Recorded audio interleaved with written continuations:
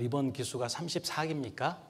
네, 먼저 우리 34기 갈릴리아 교회 참여하신 모든 분들 주님의 이름으로 환영합니다. 다 각오는 하고 오셨죠? 어떤 각오요? 어떤 각오요? 네, 끝까지 듣겠다는 각오. 그거 하나는 반드시 하셔야 됩니다. 아시겠죠? 왜냐하면 아마 이 중에는 시작했다가 중간에 멈춰서 다시 시작하고 하실 분들이 계실 수도 있을지 모르겠습니다. 근데 이게 한번 마음을 먹으면 끝까지 말씀을 들어야 온전하게 이어지고, 또 말씀을 듣는 과정 중에 특별히 제일 중요한 게 그 태도잖아요. 인생에 있어서 제일 중요한 게 어떤 그 사람의 이룬 결과가 아니라 그 사람의 삶의 태도라고 그렇게 말하는 사람도 있습니다. 실제로 이 과정을 전체를 다 내가 이해하고 전체를 다 완벽하게 암송을 하고 습득을 하는 것, 물론 그것도 중요합니다. 더 중요한 것은 내가 빠지지 않고 출석해서 한 말씀이라도 내 마음판에 새기고 그 말씀을 실행하는 삶을 사시면 되는 겁니다. 아시겠죠? 좀 피곤하면 조셔도, 이렇게 말씀 드리면 안 되지만 조셔도 됩니다. 중요한 것은 이 자리에 있는 거예요. 이 자리에 계시면서 한 말씀이라도 마음판에 새겨서 하나님께서 주신 은혜 가운데 그 말씀에 순종하는 삶을 매일매일 결단하셨으면 좋겠습니다. 기도하고 오늘 말씀 배우도록 하겠습니다. 우리를 사랑하시는 거룩하신 하나님 아버지, 참으로 감사합니다. 저희를 구원해 주시고 주님의 몸된 교회 가운데 지체로 교직해 주셔서 항상 교회를 통해 공급해 주시는 말씀과 성령의 능력을 통해 하루하루 주님을 배우고 또 주님을 닮아가며 주님을 증거하는 귀한 삶을 허락해 주심을 진심으로 감사드립니다. 오늘부터 시작되는 저희 34기 갈릴리 학교 귀한 주님의 말씀 가운데 많은 분들 불러 모아 주심도 참으로 감사드립니다. 이번 갈릴리 학교 과정을 통해서 구원받은 사람에게 하나님께서 원하시는 뜻이 무엇인지, 또 어떠한 삶을 통해 주님께 영광을 돌릴 것인지를 마음판에 새기며 그것을 행할 수 있는 귀한 결단과 의지도 공급해 주시기를 부탁드립니다. 오늘 말씀 앞에 나온 모든 분들께 주님의 은혜와 사랑과 능력이 함께 하길 바라며 우리를 사랑하시는 예수님 이름으로 감사하며 기도드립니다. 아멘. 시작하는 말씀은 함께 찾아보도록 하겠습니다. 요한복음 10장입니다. 신약성경 요한복음 10장 28절, 29절 말씀입니다. 요한복음 10장 28절, 29절 말씀입니다. 찾았으면 같이 읽겠습니다. 내가 저희에게 영생을 주노니 영원히 멸망치 아니할 터이요 또 저희를 내 손에서 빼앗을 자가 없느니라. 저희를 주신 내 아버지는 만유보다 크심에 아무도 아버지 손에서 빼앗을 수 없느니라. 오늘 함께할 그 말씀의 주제는 구원의 확신과 안전 그리고 목적입니다. 여기 계신 모든 분들 다 구원을 받고 오셨죠? 구원을 안 받으신 분은 이따가 11시에 하는 주일 집회로 가셔야 됩니다. 여기 계시는 게 아니라 구원을 받고 그리고 구원에 대한 확신과 안전 그리고 그 구원의 목적에 대한 말씀을 오늘 전해드릴 텐데요. 방금 읽었던 말씀 가운데 구원의 안전에 대해서, 구원의 확신에 대한 하나님의 말씀이 있습니다. 내가 저희에게 무엇을 주신다고요? 영생을. 즉 영생이란 말은 다른 말로 영원히 멸망치 않는다는 거죠. 영원한 생명을 얻는 겁니다. 한번 구원받은 사람은 절대 이루어지지 않습니다. 어떤 교단에서는 그 구원받을 때 자유의지로 믿음으로 구원을 받는다라고 얘기합니다. 그게 맞습니다. 그런데 그게 지나치다 보니까 사람의 의지를 너무 강조하다 보니까 한 번 받은 구원도 사람의 잘못으로 이루어질 수 있다라고 얘기합니다. 맞습니까? 틀립니까? 틀립니다. 왜냐하면 우리가 방금 읽었던 요한복음 10장 28절 29절 말씀에서 내가 저에게 영생을 주노니 영원히 멸망치 않는다라고 말씀하셨거든요. 여기서 말씀하시는 영생이라는 게 바로 구원이잖아요. 구원을 받을 때 우리에게 영원한 생명을 주십니다. 정말 진실로 그 사람이 성경대로 말씀대로 구원을 받았다면 그 사람의 구원은 절대 이루어지지 않습니다. 무엇에 근거해서요? 말씀에 근거해서. 하나님 말씀에 근거해서. 그래서 왜 이 구원이 안전하냐? 여기 뒤에 또 덧붙여서 설명을 해주시는데, 또 저희를 내 손에서 빼앗을 자가 없느니라고 말씀하시죠. 여기서 말씀하시는 나는 누구냐면 예수님이십니다. 그래서 구원받은 사람을 예수님이 붙잡고 계세요. 여러분, 예수님은 하나님의 아들이시면서 삼위일체의 하나님이시죠. 제2위의 하나님이십니다. 즉 하나님이신 예수님께서 구원받은 사람을 붙잡고 계세요. 영생을 주시고. 그런데 이것만으로도 충분한데 그 뒤에 더 우리에게 완전한 확신을 주는 말씀을 또 주십니다. 29절에 저희를 주신 내 아버지, 이게 하나님 아버지죠. 하나님 아버지는 만유보다, 이 모든 우주보다, 만물보다 크심에 아무도 아버지 손에서 빼앗을 수 없느니라. 이거를 이제 신학적으로 이중의 보호라고 합니다. 뭐냐면 내가 구원을 받은 사람인데 나를 예수님이 붙잡고 계세요. 28절 말씀이 그 말씀이죠. 영생을 주시고 예수님이 나를 붙잡고 계십니다. 그런데 이 나를 또 누가 붙잡고 계신다고요? 하나님 아버지께서, 만유보다 크신 하나님께서 예수님이 붙잡고 있는 나를 또 붙잡고 계세요. 어때요? 이거 이루어질 수 있어요? 없어요? 없습니다. 이중의 보호가 되는 거예요. 어떤 것도 절대 우리를 하나님의 사랑으로부터 끊을 수 없고 막을 수 없다라고 성경은 분명히 말씀하시죠. 우리가 받은 구원이 그래서 이렇게 안전하고 완전한 겁니다. 그런데 문제가 생기죠. 그죠? 분명히 내가 구원을 받았고 하나님 말씀 가운데 온전하게 말씀대로 믿었는데 내 감정을 살펴보고 나의 상태를 살펴보면 자꾸 불안해지는 거예요. 또는 내가 어떤 간증을 했다든가 어떤 그 교제를 했을 때 옆에 계신 분들이 그거 구원 아니여. 그거 구원 아니여. 교회에 구원 감별사들이 계십니다. 예, 물론 그런 역할도 중요해요. 왜냐하면 실제로 구원이 아닌데 자기가 구원을 받았더라고 잘못 알고 계시는 분들을 옳은 길로 인도할 수 있는 역할도 하시거든요. 근데 이제 그게 다 맞진 않습니다. 왜냐하면 구원을 받은 사람들은 벽돌로 찍어내는 게 아니에요. 구원을 받았지만 각각의 모습이 다 다릅니다. 어떤 분은 구원을 받을 때 막 펑펑 울어요. 내가 정말 지옥 갈 수밖에 없는 그런 비참한 죄인이었는데 예수님께서 나를 위해서 그렇게 십자가에서 고생하시면서 피 흘려 돌아가셨다고 펑펑 울어요. 그 구원입니까? 구원일 수도 있고 아닐 수도 있어요. 그렇게 막 복음을 듣고 감동했던 분들 중에 지금 교회에 계시지 않는 분도 많습니다. 본인의 감정에 의해서 어떤 분들은 그래요. 예수님 보고 자꾸 짠하다 그래요. 십자가에 돌아가서 짠하다고. 근데 그 죽음이 누구를 위한 죽음인지를 연결이 안 됩니다. 자기하고. 그냥 그리스도의 순환을 보면 울어요. 옆에서 보면 구원 받은 것 같아요. 상당히 보면 아니에요. 예수님의 죽음은 죽음이고 나는 나예요, 그냥. 그 사실은 자신의 어떤 감정이라든가 구원받을 때 그 사람의 태도에 의해서 구원이 결정되는 건 아닙니다. 어떤 분은 되게 담담하게 구원을 받거든요. 아, 그렇습니까?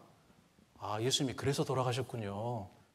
제가 지금까지 지었던 죄뿐만 아니라 앞으로 지을 죄까지 다 갚아주시려고. 이거 믿으세요? 네, 저 믿습니다. 아, 이제 알았네요. 되게 담담하게 구원을 받아요. 그게 저예요. 저 구원받을 때 아주 담담하게 받았습니다. 근데 저를 전도했던 제 아내는 막 펑펑 울었어요. 제가 그걸 보면 좀 창피하더라고요. 이게 뭐라고. 이게 뭐라 이렇게 막 울어. 그랬는데 요즘은 제가 복음을 전할 때 저도 모르게 울컥할 때가 있습니다. 그때는 모르니까. 그 구원이 얼마나 큰지를 모르니까 그냥 있는 그대로 말씀대로 받아들였는데 이제 신앙생활을 하면서 그 은혜가 너무 크게 느껴지는 거예요.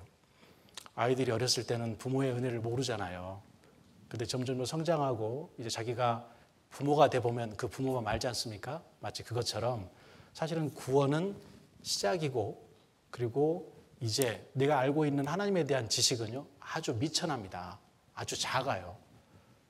그것 때문에 그래서 현재 자신의 상태를 들여다보면 내가 가지고 있는 구원에 대해서 완전한 확신과 안전을 얻기가 힘듭니다. 또 구원받은 이후에 어떤 분은 바로 결단하고 바로 변합니다. 술, 담배 다 끊고 세상에서 즐겼던 것들 다 정리하면서 완전하게 그리스도인답게 사는 분들이 계십니다. 하지만 어떤 분들은 서서히 변해요. 서서히. 구원받은 지 좀 몇 년 됐어도 아직도 술, 담배를 끊지 못하고 하지만 이걸 끊고 싶은 마음은 있는데 계속 결단하지 못하고 그래서 계속해서 마음속에 갖고 있습니다. 그런데 하나님에 대한 은혜와 사랑에 대한 감사하는 마음이 있기 때문에 계속해서 교제를 가고 말씀을 듣습니다. 때때로 전도도 해요. 근데 이걸 정리를 못하죠. 물론 그것도 구원받은 이후에 합당한 삶은 아닙니다. 하지만 그렇다고 해서 그분이 믿고 있는 그 구원이 의심스럽거나 아니면 그게 없어지는 건 아니거든요. 그렇다고 해서 술, 담배 하시는 분 아닙니다. 뒤에 아실 거예요. 구원받은 지 오래됐는데도 여전히 그걸 하고 있다면 사실은 그분의 구원을 다시 한번 의심해 봐야 됩니다. 하지만 구원받은 지 얼마 안 된 상태에서는 여전히 나는 아직 정리하지 못한 것들이 있거든요. 근데 그런 모습들을 들여다보면 구원받은 이후에 나의 성화된 삶에 대해서 고민하는 게 아니라 나의 구원에 대해서 고민하게 됩니다. 근데 그것도 필요합니다. 불신하는 게 아니라 의심하는 거니까. 의심과 불신은 다르잖아요. 불신은 안 믿는 거고 의심은 그게 과연 그럴까라고 생각하는 거지 않습니까? 반드시 한 번은 의심의 과정을 거칩니다. 확실한 구원을 받으신 분들은. 이것도 반드시라고 해도 죄송합니다. 다 그렇진 않습니다. 어떤 분은 구원받고 난 다음에 한 번도 그 의심을 하지 않고 변하지 않고 교제 가운데도 확신한 분도 계시거든요. 즉 다시 말씀드리면 구원받은 이후의 삶의 모습은 각각 다 다릅니다. 상태는 다 달라요. 그럼 우리가 무엇에 의지해야 될까요? 내가 구원받은 것을 무엇을 통해 확신하고 완전하게 그것을 믿을 수 있을까요? 하나님의 말씀에 의지해야 됩니다. 말씀에. 내가 믿고 있는 그 대상에 의지를 해야 내 마음속에 의심이 사라지고 확신할 수가 있는 거예요. 그래서 신앙생활 가운데 뭔가 이루어지지 못한 부분에 대해서 말씀에 순종하려고 계속 결단하고 몸을 쳐서 복종시키는 삶을 살다 보면 그러면 내가 스스로도 확신하고 확증할 수 있는 그런 어떤 시간을 갖게 되는 것이죠. 중요한 것은 오늘 핵심입니다. 가장 중요한 것은 말씀에 의지하셔야 됩니다. 말씀에. 여기 방금 이 말씀에서도 이 말씀을 하신 분이 누구십니까? 어떤 성경은 빨간색으로 되어 있죠. 예수님께서 하신 말씀을 빨간색으로 표시한 그런 성경들이 있거든요. 이 말씀은 예수님께서 하셨죠. 예수님께서. 근데 예수님은 거짓말 하십니까? 못 하십니까? 못 하세요. 그럼 이 말씀은 사실일까요? 거짓말일까요? 사실이죠. 거짓말을 하실 수 없는 분이 이 말씀을 하셨습니다. 그러면 나의 구원은 완전합니까? 불완전합니까? 내가 정말 구원을 받았다면 회개하고 복음을 믿으라는 말씀처럼 하나님의 살아계심을 믿고 온전하게 구원을 받았다면 나의 구원은 완전하고 안전한 거예요. 첫 번째로 우리가 이 구원의 확신과 안전에 거하려면 내가 받은 구원이 성경적으로 온전한지를 한번 살펴봐야 되겠죠. 그죠? 그래서 그 구원의 의미에 대해서 살펴볼 텐데 여기 먼저 마태복음 1장을 보시겠습니다. 마태복음 1장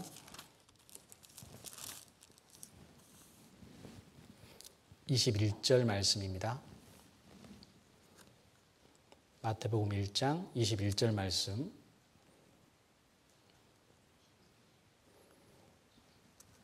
네, 같이 읽으시죠. 아들을 낳으리니 이름을 예수라 하라. 이는 그가 자기 백성을 저희 죄에서 구원할 자이심이라 하니라. 이게 복음의 어떻게 보면 핵심적인 말씀이죠. 그죠? 예수님께서 2000년 전에 이 땅에 오셨습니다. 근데 이미 예수님께는 이름이 주어졌어요. 태어나시기 훨씬 전에 하나님께서 가브리엘 천사를 통해서 이름을 알려주셨거든요. 근데 그 이름이 뭐라고요? 예수라고요. 그 예수라는 이름의 뜻이 뭡니까? 그 뒤에 해석이 있잖아요. 그가 자기 백성을 저희 죄에서 구원할 자이심이라. 예수님 자체의 이름이 구원입니다. 이름 자체가. 만약 예수님께서 한국에 태어났다면 구원아 구원아 그랬을 거예요. 이름 자체가. 구약에 있는 예수와 호세아, 여호수아 이런 이름들이 신약에 와서 이제 헬라어를 사용하면서 예수로 이렇게 바뀌었습니다. 그 말 자체가 하나님은 구원이시다라는 그런 구약적인 뜻도 있고요. 신약에서는 구원이라는 뜻을 가지고 있어요. 근데 구원은 구원인데 무엇으로부터 구원입니까? 죄로부터 구원이에요. 죄로부터. 가난으로부터 구원입니까? 아니에요. 질병으로부터 구원입니까? 아닙니다. 그런데 많은 교회를 다니는 기독교인이라고 하는 분들이 이 구원에 대해서 오해를 해요. 그걸 기복신앙이라고 그러죠. 교회 다니세요. 예수 믿으면 만사가 형통합니다. 그래서 이제 수능이 100일 남으면 뭐래요?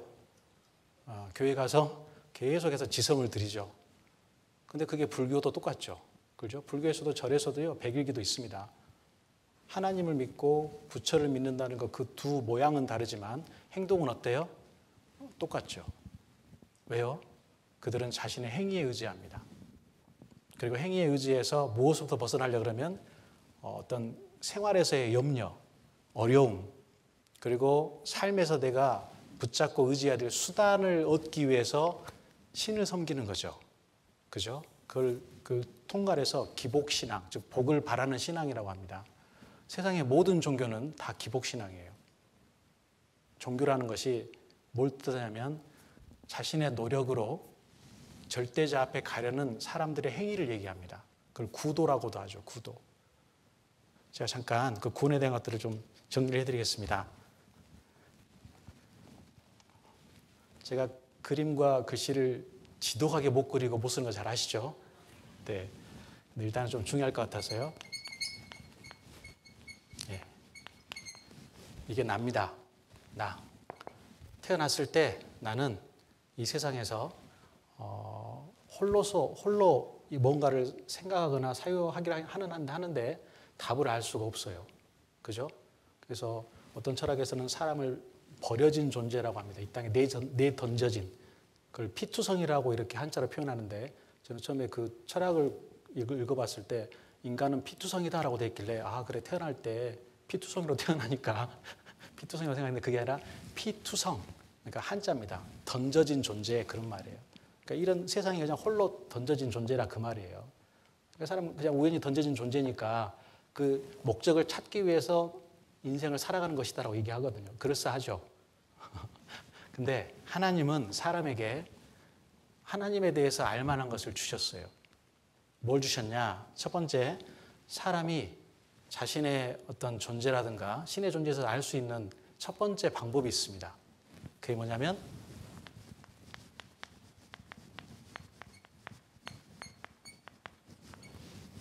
자연 만물이죠. 로마서 1장 20절에 창세로부터 그의 보이지 아니하는 것들, 그의 영원하신 능력과 신성이 그 만드신 만물에 분명히 보여 알게 되나니 그러므로 저희가 핑계치 못할지니라고 말씀하시거든요. 여러분 만약에 믿지 않은 사람이 하나님 앞에 가서 심판을 받을 때 하나님, 저는 제 주위에 이 복음을 알려주지 않는 사람이 없어서 하나님을 믿지 못했습니다. 하나님, 저는 하나님 계신 거 도저히 알 수가 없었습니다라고 핑계할 수 있다고요? 없다고요? 없다고요. 뭐 때문에요? 자연 만물을 살펴보면 거기에 있는 법칙과 질서를 볼 때 이런 것들이 절대로 저절로 우연히 생길 수 없거든요. 분명히 이것을 정교하게 창조주가 있어야 된다는 거예요. 이거를 통해서 하나님께서 사람에게 자신의 존재를 알려주십니다. 이거를 조금 어려운 말로 일반 계시라고 합니다. 누구든지 알 수 있는 하나님의 존재를 생각할 수 있는 그 하나님이 우리에게 보여주시는 방법이죠. 근데 자연 만물만으로는 하나님의 존재를 온전하게 알 수가 없습니다. 실제로 세상을 창조하시고 나를 만드신 하나님을 사람이 어떻게 하면 알 수 있을까요? 왜냐하면 사람에게 하나님이 영혼을 주셨는데 영혼의 작용 중에 하나가 종교심입니다. 신을 찾는 마음이 있는 거예요. 누구든지. 그래서 신을 찾는 마음을 통해서 뭔가 신이 있을 것이다. 절대 신이 있을 것이다 생각을 합니다. 그래서 만들어낸 게 뭘까요? 그래서 만들어낸 게 종교입니다. 세상에 100만 가지 종교가 있어요. 100만 가지. 유엔 종교연감에 따르면. 그래서 그 모든 종교의 그 공통점이 믿는 대상이 있어야 되고 정리된 경전이 있어야 됩니다.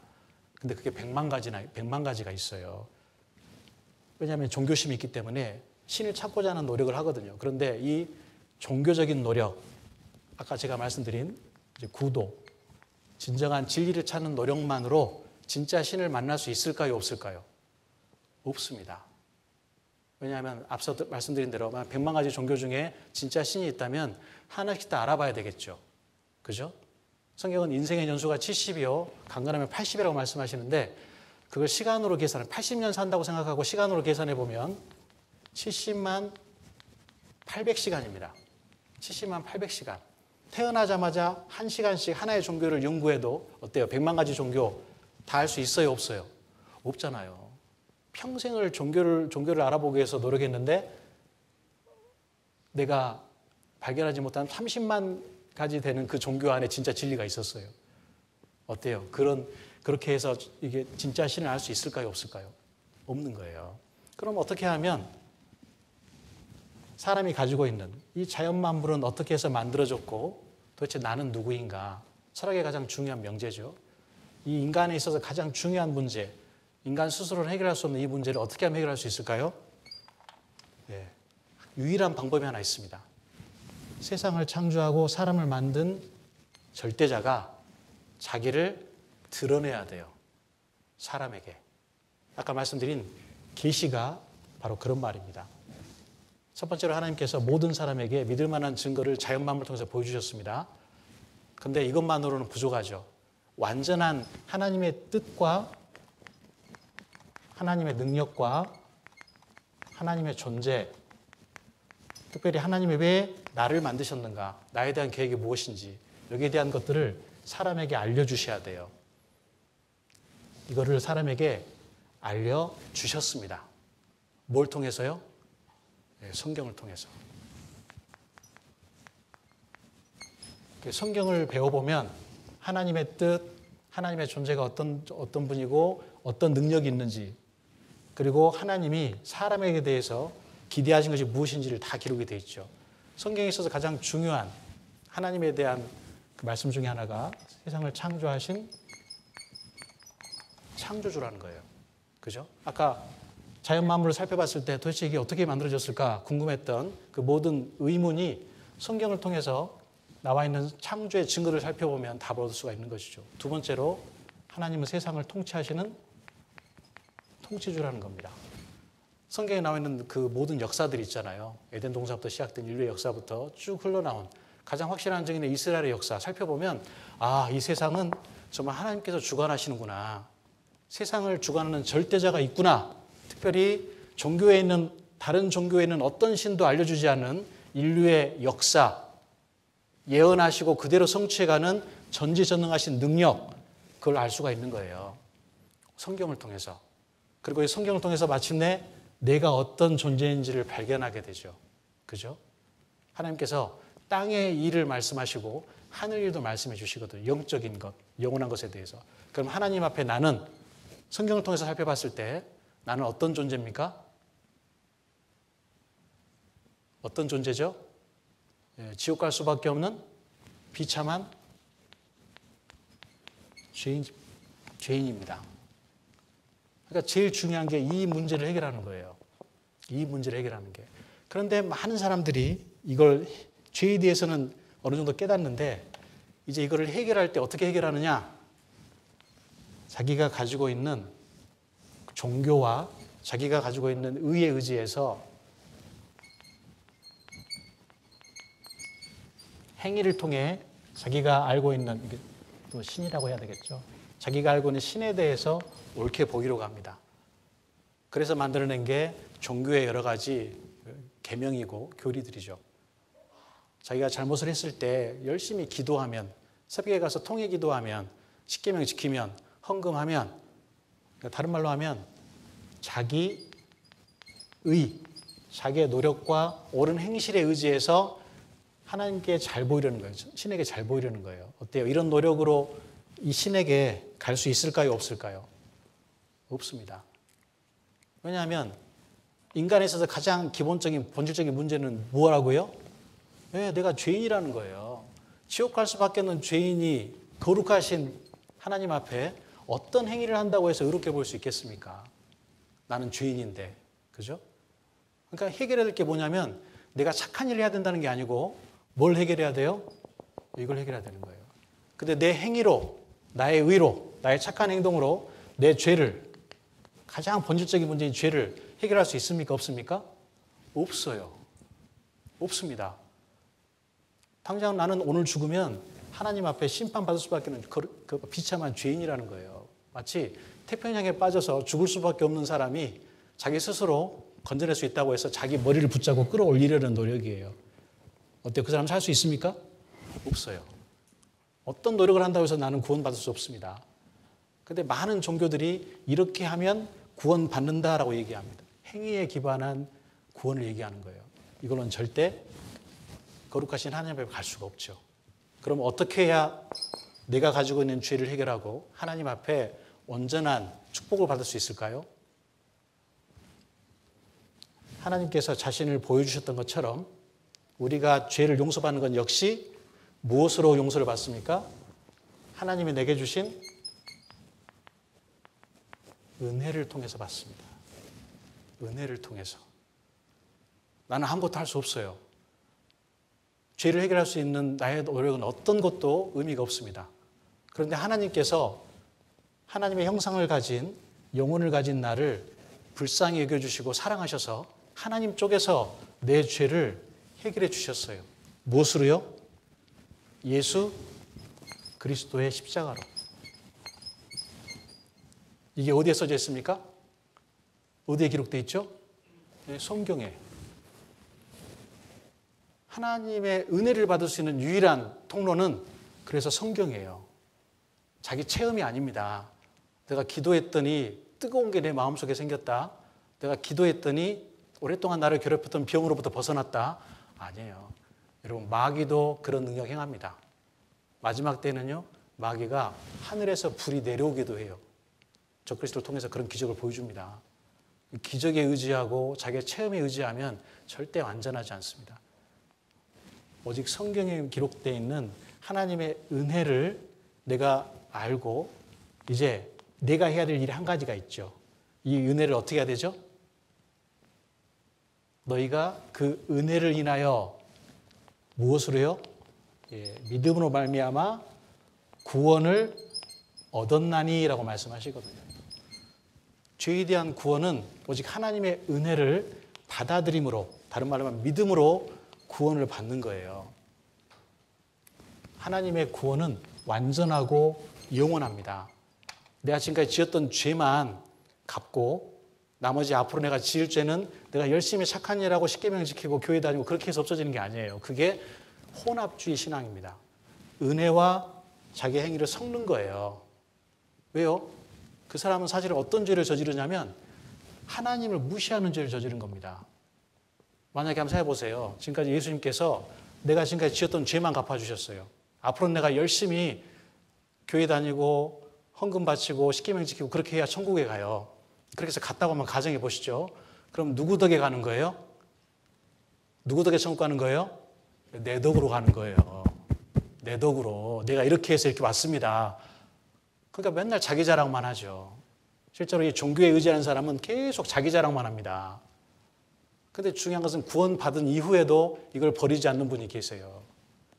마치 자기가 구원받을 만해서 구원받았던 것처럼. 내가 열심히 그래도 이전에 교회 다니고 그때 헌금 바치고 내가 권사고 장로였다고. 그런 게 있었으니까 하나님께서 나를 이렇게 구원해 주신 거 아니겠냐고. 좀 마음에, 좀 그런 분과 상담할 때는요, 마음에 조금 좀 찝찝합니다. 진짜 자기 의를 다 버렸을까? 나는 지옥 갈 수밖에 없는 비참한 죄인임을 확실하게 말씀을 통해서 인정했을까? 여러분, 구원받는 데서 자기 의는 전혀 필요 없습니다. 전혀 필요 없어요. 성경에 영접하는 자, 곧 그 이름을 믿는 자는 하나님의 자녀가 되는 권세를 준다고 말씀하셨거든요. 요한복음 1장에서. 근데 그 하나님으로부터 난 자가 구원을 받는데 그것은 육정으로 난 것도 아니에요. 즉 태어날 때부터 내가 기독교 가정에서 태어났다고 해서 구원받는 거 아닙니다. 이번에 추계수양회 때도 그런 분 상담을 했거든요. 자기가 모태신앙이고 그리고 그 세례를 받았다는 거예요. 그러니까 구원받았다는 거죠. 그 계속해서 교회를 다녔다는 겁니다. 그러니까 그 자기의 노력과 행위에 의지해서 구원을 받았다라고 오해를 하죠. 사실 그 종교의 폐해예요. 사람은 죄인이고 하나님 앞에 은혜를 구해야 되는데 계속 자기가 뭔가 할 수 있다고 생각하는 겁니다. 여러분, 물론 구원받는 이후에 하나님 앞에 선한 삶을 살아야 되죠. 그런데 행위가 구원에 앞서면 안 돼요. 무슨 말이냐면 구원을 받고 그 다음에 이 은혜에 대해서 감사하니까 은혜에 보답하는 삶을 사는 겁니다. 착한 행동을 하는 거예요. 착한 행동을 한다고 해서 구원받는 게 아니잖아요. 그죠? 내가 착한 행동을 했기 때문에 구원받는 게 아니지 않습니까? 그걸 절대 바꾸면 안 됩니다. 근데 세상에 있는 많은 종교들이 그걸 바꿔요. 선행을 하면 신이 나를 착하게 옳게 봐주셔서 나한테 축복을 주신다고. 요즘은 이렇게 동냥하는 분들이 안 계신데요. 저도 어릴 때도 상당히 거리에 이렇게 깡통을 들고 동냥하는 분들이 계셨습니다. 근데 그분들이 지나가는 사람이 했던 말 중에 하나가 적선하십시오라고 얘기해요. 적선. 옛날에는요, 거지들도요, 한자를 썼어요. 적선이 무슨 말입니까? 쌓을 적자, 착할 선자잖아요. 선을 쌓으십시오, 선을 행하십시오라는 말이에요. 즉 당신이 나를 불쌍히 여겨서 나에게 좋은 일을 해주면 나중에 복 받을 것입니다. 그거죠. 좋은 말입니다. 그런데 그 이면에는요, 사람의 이런 마음이 들어있어요. 여러분, 우리에게는요, 일종의 보상심리가 있습니다. 보상심리가. 뭘 해야 받지. 그죠? 그래서 어떤 분들은 이 구원에 대해서 말씀을 드리면, 아이고, 내가 어떻게 그걸 공으로 받은다요? 그래요. 물론 그 예의 바른 마음은 알겠습니다. 그런데 사실은 죄송하지만 그 마음의 배후에는 교만이 있어요. 어떤 교만일까요? 죄인인 내가 그래도 뭔가 할 수 있다라는 교만이 들어있어요. 혹시 여기 계신 분 그분 안 계십니까? 구원받기 전에 내가 얼마나 철저하게 하나님 앞에 비참한 죄인들을 아직도 인정하지 못하고 여전히 나는 그래도 이렇게 살고 있었으니까 괜찮아. 나는 굳이 예수님 아니어도 천국 갈 수 있었어. 이렇게 믿는 분 안 계십니까? 그거 구원 아닙니다. 철저하게 나는 죄인이에요. 하나님 앞에. 비참한 죄인입니다. 내 감정의 문제가 아니고요. 나의 상태에 대해서 완전하게 절대자 앞에 굴복하고 회개할 때 그때 그 말씀이 믿어집니다. 상담을 해보면요, 특별히 자기 의를 버리지 못하는 분들은 계속 구원에 대한 의심이 생기고 또 그 구원을 다시 한번 확인해 봐야 됩니다. 회개하는 게 이루어지지 않았어요. 회개라는 것은 철저하게 지옥 갈 수밖에 없는 죄인임을 인정하고 그 하나님 앞에 내가 은혜를 바라는 마음이 되는 거거든요.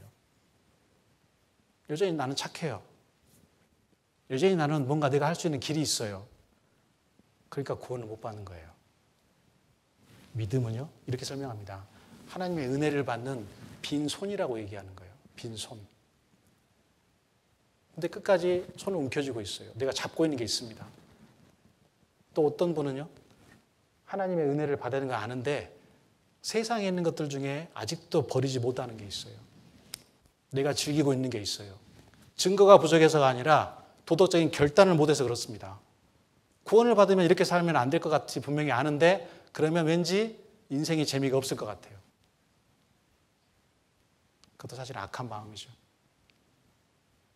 구원받은 이후에 정말 하나님 앞에서 온전한 즐거움과 기쁨이 있는데 그것 때문에 세상에 없어질 것을 계속 추구하고 그걸 잡고 있습니다. 이것 놓지 않으면요, 절대 구원 못 받습니다.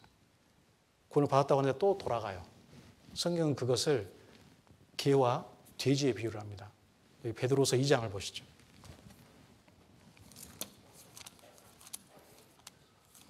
베드로서 2장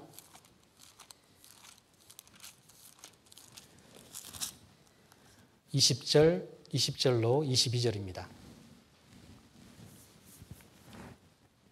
20절로 22절 말씀 제가 읽겠습니다.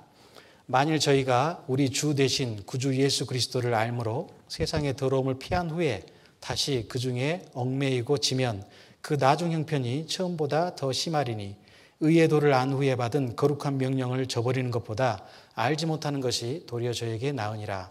22절 같이 읽으시죠.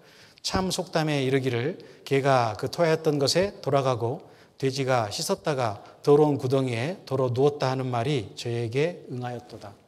여기 20절 말씀 보면 이 사람 꼭 구원 받은 사람인 것 같죠. 만일 저희가 우리 주 대신 구주 예수 그리스도를 알므로 세상의 더러움을 피한 후에 라고 돼 있잖아요. 구원 받은 것 같아요. 그런데 여기 보시면은요, 인칭 대명사가 다릅니다. 앞에 만일 저희라고 돼 있죠. 저희. 근데 그 다음에 구원받은 사람은 우리라고 돼 있잖아요.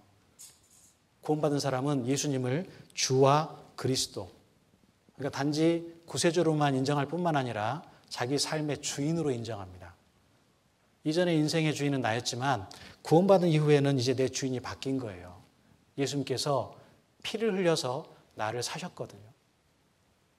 지옥 갈 수밖에 없는 나를 죄의 종으로 죄에게 팔려서 영원한 멸망을 받을 수밖에 없는 나를 예수님께서 값을 치르고 사주셨어요. 그래서 내 이제 소유가 바뀌게 된 겁니다.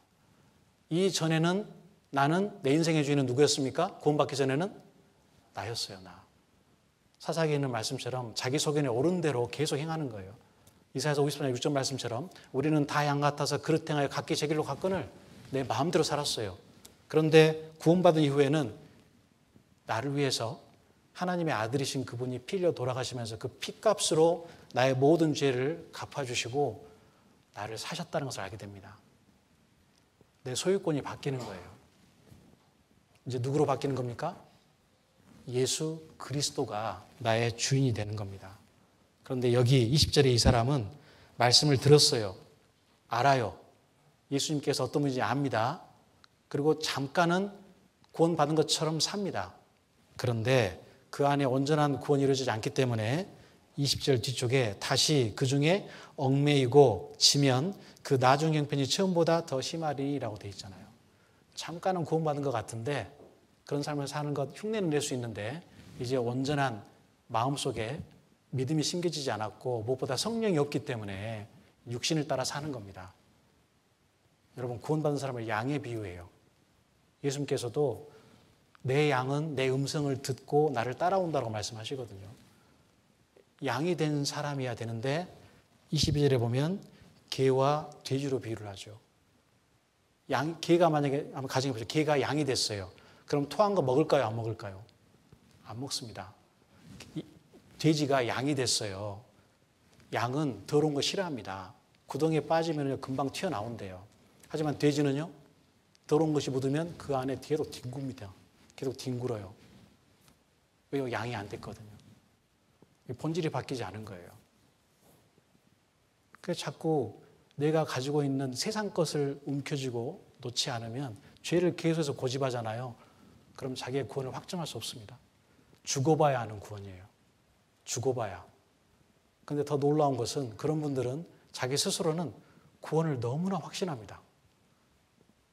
남들은 다 걱정하는데 본인은요, 나 확실히 구원 받았어 라고 계속 얘기하세요. 아무 증거가 없어요. 성령이 인도하는 삶의 변화도 없고 말씀을 읽으려고도 하지 않고 들으려고도 하지 않고 전도 집회에 참여하지 않습니다. 자기 가족 가운데 구원받지 못한 정말 불쌍한 영혼들이 있는데 말씀을 들어보자고 전도도 하지 않아요. 그러면서 자기는 구원 받았대요. 여러분, 다시 한번 말씀드립니다. 구원은요, 예수님을 구주로만 인정하는 게 아니라 예수 그리스도를 구주와 주로 삼는 거예요. 물론 구원 받을 때는 예수님을 구세주로 인정하는 거죠. 그런데 그 구원의 증거, 구원의 결과, 예수님이 나의 주인이 되는 거예요. 그 삶의 증거가 분명히 있습니다. 오늘 시간이 있으면 조금 말씀드릴 텐데 시간이 없을지도 모르니까 혹시 그 구원의 증거에 대해서 궁금하신 분들은 요한 1서를 한번 쭉 읽어보십시오. 요한 1서에 구원받은 사람들의 증거가 쭉 기록이 되어 있습니다. 12가지, 13가지 정도 기록이 되어 있어요. 저도 상담을 할 때 어떤 분이 구원에 대해서 의심을 하거나 확신을 못할 때 그 성경으로 상담을 합니다. 거기에 구원받은 사람의 증거가 쭉 기록이 되어 있거든요.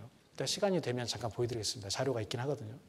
근데 먼저 이 구원의 의미에 대해서 정확하게 내 마음속에 아까 제가 좀 간략하게 말씀드렸지만 이러한 하나님 앞에서 나를 온전하게 들여다보고 그 죄에 대한 해결은 오직 예수 그리스도의 피밖에 없다라는 거, 이걸 믿음으로 구원을 얻습니다. 구원은 믿는 거예요. 뭘 믿죠? 하나님의 말씀을 믿는 거예요. 그런데 가끔 가다가 이게 좀 넘어가겠습니다. 예. 구원에 대한 의심을 갖는 분들이 있습니다. 그걸 이렇게 좀 어떤 분들 설명하더라고요. 믿음의 3가지 F가 있는데 이걸 기관차에 비유를 합니다. 기관차에. 첫 번째, 믿음에 있어서 정말 중요한 게 뭐냐? 그게 팩트, 사실이라는 거예요. 사실. 다시 말씀드리면 성경 말씀이죠. 하나님의 말씀은 진리라고 말씀하시거든요. 진리된 성경 말씀을 통해서 믿음을 갖게 됩니다. 그죠? 앞서 말씀드렸듯이 하나님의 자기를 보여주신 특별한 계시인 성경을 통해서만 우리는 온전하게 하나님의 뜻과 나의 상태를 알 수가 있죠. 그죠? 그래서 그 말씀을 들을 때 내가 거기에 대한 반응으로 믿음을 갖게 되죠. 그죠? 예수님께서 나를 위해 돌아가신 것이 사실이니까 하나님의 말씀은 절대 거짓이 없으니까 그 진실된 하나님의 말씀을 바탕으로 내가 그걸 믿음으로 구원을 얻는 거예요. 맞죠? 네. 너희가 그 은혜를 인하여 은혜가 기록된 복음 말씀을 통해 내가 그것을 믿는 겁니다. 구원은 사실을 그대로 받아들이는, 사실에 순종하고 굴복하는, 즉 예수 그리스도의 복음에 순종하는 게 믿음입니다. 왜냐하면 이 복음은 절대 변치 않거든요. 여기 베드로전서, 여기 후서 펴셨으니까 그 앞에 베드로전서 1장을 보시겠습니다. 1장 23절입니다. 1장 23절 같이 읽으시죠? 너희가 거듭난 것이 썩어질 씨로 된 것이 아니요 썩지 아니할 씨로 된 것이니 하나님의 살아있고 항상 있는 말씀으로 되었느니라. 거듭나다란 말이 구원받았다, 하나님의 자녀가 됐다, 똑같은 의미입니다. 그런데 그 거듭남이 무엇으로 됐다고요? 말씀으로. 하나님의 살아있고 항상 있는 말씀으로 됐다고 합니다. 그러니까 말씀에 의지하지 않는 구원은 구원이 아닙니다. 앞서 말씀드린 자기의 경험, 자기의 의, 자기의 체험, 어떤 자기의 종교적인 집안의 내력, 그걸로는 절대 구원 못 받습니다. 세례받았다고 해서 구원받는 거 아닙니다. 세례받은 것은 구원받은 사람이 첫 번째 순종으로 중요한 의식으로 하는 것이지 세례가 구원의 조건은 아니에요. 어떤 사람이 예수님을 통해서 구원을 받았습니다. 근데 그분이 아주 중한 병에 걸려 있어요. 그래서 도저히 침례를 받을 수 있는 상황이 안 됩니다. 그렇게 해서 돌아가셨어요. 그럼 그분 구원 아닙니까? 구원 맞죠? 뭐가 중요합니까? 예수님을 믿는 게 중요합니까? 세례받는 게 중요합니까? 믿는 게 중요하죠. 침례나 세례는 그 구원의 조건이 절대 될 수 없습니다. 왜냐하면 기존에 말 그대로 종교적인 생활을 했던 분들이 자꾸 세례에 집착을 합니다. 저도 파키스탄 선교를 다니고 있는데요. 거기서도요. 계속해서 세례에 대해서 물어봐요. 내가 세례 받았는데 그게 구원받은 거 아니냐고. 성경에 보면 약간 그 세례를 받은 다음에 죄사함을 받는 것처럼 그게 잘못 표현이 아니라 그런 뉘앙스로 표현된 것들이 있습니다. 근데 원어적으로 살펴보면 죄사함을 받은 사람이 세례를 받는 거, 침례를 받는 거거든요. 근데 그게 절대 오해하시면 안 됩니다. 침례는 중요한 예식입니다. 하지만 그것으로 구원을 받는 건 아니에요. 내 마음에 믿어야 구원을 받는 것이죠. 그래서 우리는 그 말씀으로 구원을 받습니다. 어떤 말씀이냐? 그 아래 25절 같이 읽으시죠. 오직 주의 말씀은 세토록 있도다 하였으니 너에게 전한 복음이 곧 이 말씀이니라. 사실, 복음, 진리, 그 말씀을 듣고 구원을 받는 거예요. 여러분 이렇게 구원 받으셨죠? 그죠? 그런데 구원받은 이후에 따라오는 게 있어요. 이제 감정이죠. 앞서 말씀드렸듯이 어떤 분은 너무 감정에 의지합니다. 내가 분명히 구원을 받았는데 왜 삶 속에 기쁨이 없지? 내가 분명히 구원을 받았는데 왜 구원받을 때 나는 그렇게 누구처럼 눈물 콧물 쏟지 않았지? 자꾸 감정에 의지해요. 여러분 출애굽할 때 하나님께서 이스라엘 백성들에게 그 문에 임방과 문 설주에 뭘 바르라고 하셨죠? 유월절 어린 양의 피를 바르라고 하셨죠. 그때 피를 발랐는데 그 집안에 있는 모든 사람들이 다 항상 기뻐하고 즐거웠을까요? 그러지 않은 사람도 있었을 겁니다. 피를 바르긴 발랐는데 불안한 거예요. 야, 정말 하나님 말씀대로 하긴 했는데 근데 정말 우리가 안전할 수 있을까? 그런 마음 가진 사람이 있었을 거 아닙니까? 근데 어떤 사람은 피를 발랐기 때문에 그걸 믿고 기뻐하고 즐거워합니다. 어떤 집에서는. 근데 그날 저녁에 이제 하나님의 사자가 지나갔죠. 장자가 죽는 재앙을 온 애굽에 이제 펼쳤습니다. 그때 둘 다 피를 발랐어요. 근데 이쪽 집안 사람들은 두려워하고 불안해하는데 이쪽 사람들은 기뻐하고 즐거워해요. 이 두 집 중에 어떤 집이 구원을 받았습니까? 잘 모르세요? 어떤 집이 구원을 받았습니까? 둘 다예요. 둘 다. 왜요? 그들은 무엇에 의지해서 피를 발랐죠? 하나님 말씀, 진리, 사실에 의지해서 그걸 믿었기 때문에 피를 바른 거잖아요. 그죠? 근데 그 뒤에 감정은 달라요, 각각. 그럼 감정이 안 좋으면 구원이 아닙니까? 그게 아니라니까요. 여러분, 구원은 확실한 하나님의 말씀에 의지해서 말씀대로 믿는 겁니다. 그게 구원이에요. 이런 예를 보셨죠? 어떤 사람이 이제 겨울에 얼음이 연 호수를 건너려고 해요. 근데 이 사람은 아주 신실한 사람입니다. 어렸을 때부터 모태신앙이에요. 교회를 한 번도 빠진 적이 없어요. 주일날. 그리고 매일 새벽마다 가서 주일 성수를 통성 기도를 합니다. 이 사람 어때요? 아주 종교적인 사람이죠. 그래서 이 사람이 호수를 건너려고 합니다. 근데 보니까 얼음은 되게 얇아요. 자기가 보기에도. 도저히 이렇게 해서는 못 갈 것 같아요. 그런데 이 사람은 자기를 믿어요.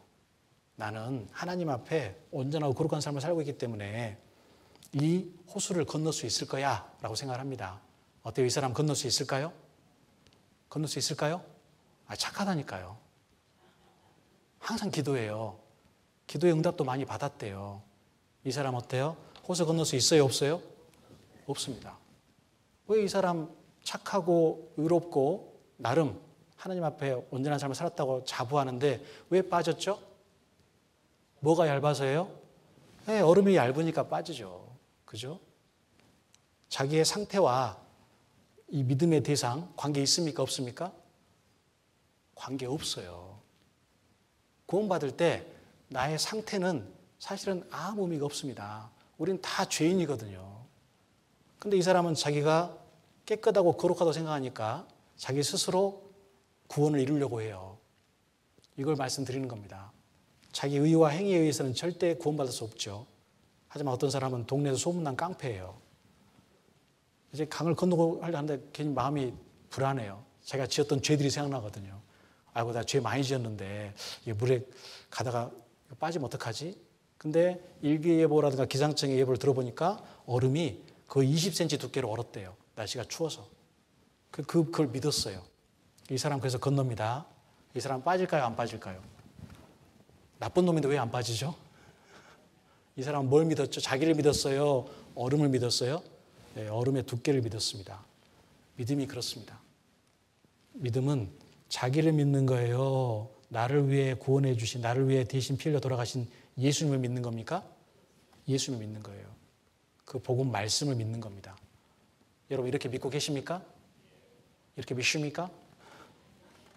그게 구원이에요. 그 말씀에 의지해서 내가 하나님 말씀을 받아들이고 믿음으로 화합할 때 그때 구원을 받습니다. 다시 한번 말씀드리지만 내가 내세울 수 있는 구원에 있어서 내가 할 수 있는 일은 아무것도 없습니다. 딱 하나 빼고. 그게 뭐죠? 믿는 거예요. 믿는 것. 다른 거 없어요. 말씀대로 믿는 거예요. 그래서 성경에는 어린아이처럼 순전하고 순진한 사람, 즉 어린아이가 같이 되지 않으면 천국에 들어갈 수 없다고 말씀하시거든요. 무슨 말이냐면 어린아이처럼 어리석어야 된다 그 말이 아니고요. 어린아이들 어때요? 부모님이 무슨 말하면 그대로 믿잖아요. 하나님 말씀을 그렇게 믿으라는 거예요. 저 어렸을 때 이제 저희 아들이 둘이 있는데 애들이 어렸을 때 가끔 장난을 칩니다. 딱 지나다가 막 죽는 신용을 해요. 그럼 애들이 막 울고불고 난리가 납니다. 아빠가 진짜 죽었다고 생각하는 거예요. 순진하죠. 순전하잖아요. 지금은 죽는 신용해도 거들떠보지도 않아요. 이제는 안 믿거든요. 어린아이가 아니에요, 더 이상. 여러분 정말 하나님의 말씀을 말씀대로 이루어진다고 믿고 계십니까? 정말 나를 구원해 주신 예수 그리스도는 실제로 2000년 전에 이 땅에 오신 분이고 그분은 아무 죄가 없었지만 비참한 죄인인 나를 위해 하나님의 은혜를 베푸시기 위해서 그렇게 6시간 동안 십자가에 매달리면서 모든 피를 다 흘려주시고 다 이뤘다 이 말씀으로 나의 모든 죄를 사해 주심을 믿으십니까? 네. 그게 구원입니다. 구원은 자기가 아주 개인적인 체험이에요. 각각의 그 구원의 모습은 다 다릅니다. 하지만 중요한 것은 공통적인 게 있어요. 뭘 믿는 거예요? 하나님의 말씀을 믿는 겁니다. 말씀에 기록되어 있는 예수님께서 왜 이 땅에 오셨고 나를 위해서 어떤 일을 해주셨는가, 하나님과 그 말씀, 하나님과 나를 위해 해주신 일, 그 기록된 말씀을 믿는 것이 구원을 받는 가장 확실하고 안전한 믿음입니다. 그래서 구원은요, 영생을 얻는 것을 말합니다. 이미 영생을 얻었어요. 여기 요한복음 5장 24절 말씀에 내가 진실로 진실로 너에게 이르노니 내 말을 듣고 또 나 보내신 이를 믿는 자는 영생을 얻을 것이니 얻었고예요. 얻었고예요. 근데 얻은 조건이 뭡니까? 말씀을 듣고 믿는 겁니다. 그럼 영생을 얻는 거예요. 심판에 이르지 아니하느니 사망에서 생명으로 옮길 것이다예요, 옮겼느니라요. 옮겼느니라. 이미 완료형입니다. 구원을 받은 사람은 이미 그 신분이 하나님의 나라로 옮겨졌어요. 염소와 송아지 피로 아니하고 오직 자기 피로 영원한 속죄를 이루사 단번에 성소에 들어가셨느니라. 저가 한 제물로 거룩하게 된 자들을 영원히 온전케 하셨느니라. 두 번째로 구원은 하나님이 우리를 지켜주세요. 구원받은 사람을. 앞서 우리가 읽어봤던 요한복음 10장 28절 29절 말씀에서 제가 이중의 보호라고 말씀드렸죠. 예수님이 잡고 계신 우리를 하나님 아버지가 또 잡고 계십니다. 누가 하나님 손에서 우리를 뺏을 수 있겠어요? 뺄 수 없겠죠? 그만큼 나의 구원은 완전하고 확실한 겁니다. 그리고 하나님께서 구원받은 이후에 구원받은 사람을 이제 구원받았으니까 네 마음대로 살아라, 그렇게 하지 않습니다. 빌립보서 1장 6절 말씀에 너희 속에 착한 일을 시작한 이가 그리스도 예수의 날까지 이루실 줄을 우리가 확신하노라. 즉 예수님께서 재림하실 때까지 하나님께서 우리 안에 착한 일을 구원받을 때 시작하셨어요. 근데 그 일을 끝까지 이루신다라고 말씀하시는 겁니다.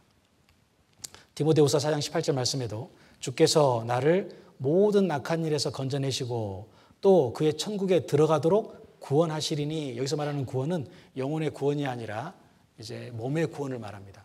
영화를 얘기하죠.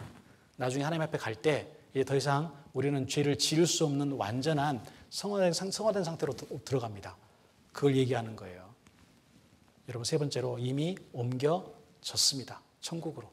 그래서 우리의 시민권은 하늘, 천국에 있는 거예요. 그의 사랑의 아들의 나라, 천국으로 옮기셨거든요.